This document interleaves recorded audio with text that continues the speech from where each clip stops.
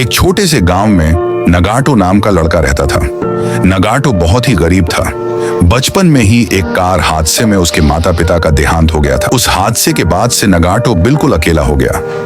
वह खाने के लिए गांव गांव भटकता, हर घर के दरवाजे पर भीख मांगता। लोग उसे बचे कूचे टुकड़े दे देते और नगाटो उसी में खुश हो जाता।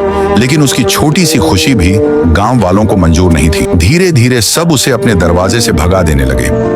एक दिन भूख से बेहाल होकर नगाटो हर घर में खाना मांगने गया, लेकिन सब ने यह कहकर मना कर दिया, हमारे पास खुद खाने को नहीं, तुम्हें कहां से दें। नगाटो उदास होकर लौट रहा था। तभी उसने एक खिड़की से अंदर झांका। थाली में गरम गरम खाना रखा था। उसकी आंखों से आंसू बह निकले, लेकिन किसी ने उसका दर्द नहीं समझा। कुछ ही दिन बाद जब नगाटो रास्ते में भूखा प्यासा खाना मांग रहा था, तभी एक नशे में धुत गाड़ी ने उसे कुचल डाला। उसकी लाश सड़क पर पड़ी रही और पूरा गांव तमाशा देखता रहा। कुछ लोग हंसते हुए बोले, अच्छा हुआ, यह भूखा बोझ हमारे सिर से उतर गया। जिंदा रहकर करता भी क्या था। और गांव वालों ने बिना अंतिम संस्कार किए उसकी लाश को पानी में बहा दिया।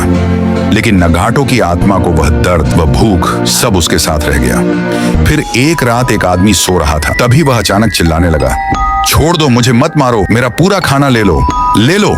और सुबह उसकी लाश गांव के पुल के पास मिली। बिना सिर के पूरा गांव खौफ में था। किसी को कुछ समझ नहीं आया। फिर एक रात गांव में एक आवाज गूंजती है, मुझे रोटी चाहिए, रोटी। और सुबह गांव के बीचों बीच दो लड़कों की लाश के टुकड़े बिखरे हुए थे।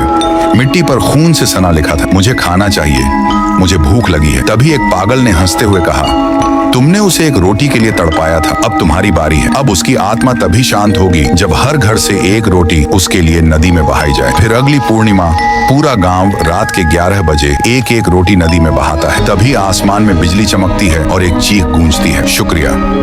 उसके बाद नगाटो की आत्मा को मुक्ति मिल गई। तब से गांव में खून होना बंद हो गया। फिर भी हर पूर्णिमा की रात गांव वाले एक एक रोटी नगाटो के लिए बहा देते।